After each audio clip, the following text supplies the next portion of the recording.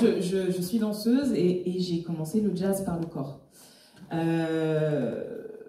Pour la petite histoire, ce spectacle justement est né du fait que je me suis un peu posé la question de mon héritage personnel et surtout de mon héritage artistique.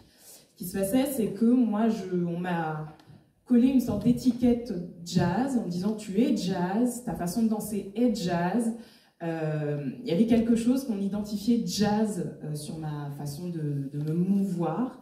Et apparemment, alors ce que j'entends, effectivement, j'entends la syncope, j'entends le contretemps, et je l'entends et je le recrée physiquement.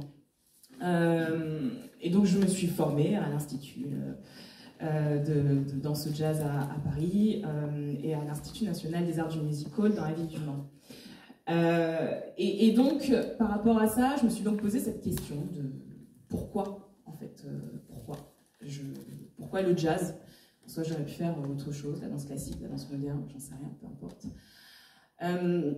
Et surtout, moi, la danse jazz et la musique jazz, je l'ai découverte en me formant au jazz. Moi, la musique jazz, je ne la connaissais pas. La plupart des personnes que vous avez évoquées, je ne la connais pas. C'est pas du tout ma culture. Donc, voilà, pour moi, ça a été quelque chose que j'ai découvert vraiment par le corps.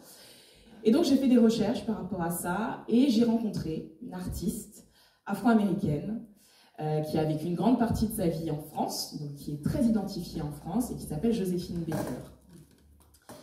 Et donc je me suis intéressée au parcours de Joséphine Baker qui est extrêmement riche, donc je vais pas le décrire, voilà, je vais pas le décrire là parce que je pense qu'on a tous très faim.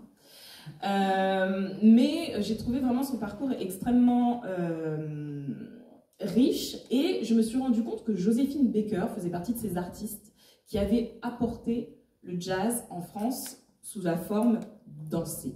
Elle n'est pas la seule, mais en tout cas, sous la forme corporelle, elle fait vraiment partie de ces artistes qui ont permis en fait de faire venir le Charleston, notamment les danses swing, et puis les danses qui sont aux origines de ces danses-là, comme le cakewalk, etc. Et donc, ça m'a permis puisque voilà, moi j'avais fait, pareil, sur l'histoire de la danse jazz, etc. Donc ça m'intéressait d'aller voir un petit peu comment Joséphine s'emparait de cette danse et comment elle le faisait mouvoir dans son corps, et puis comment c'était perçu en France, où effectivement cette façon de danser par exemple avec le bassin, ce qui ne se faisait pas trop à ces époques-là, puisqu'elle est arrivée en 1925 en France, sa façon de se mouvoir était quelque chose de totalement à la fois choquant, surprenant, surprise.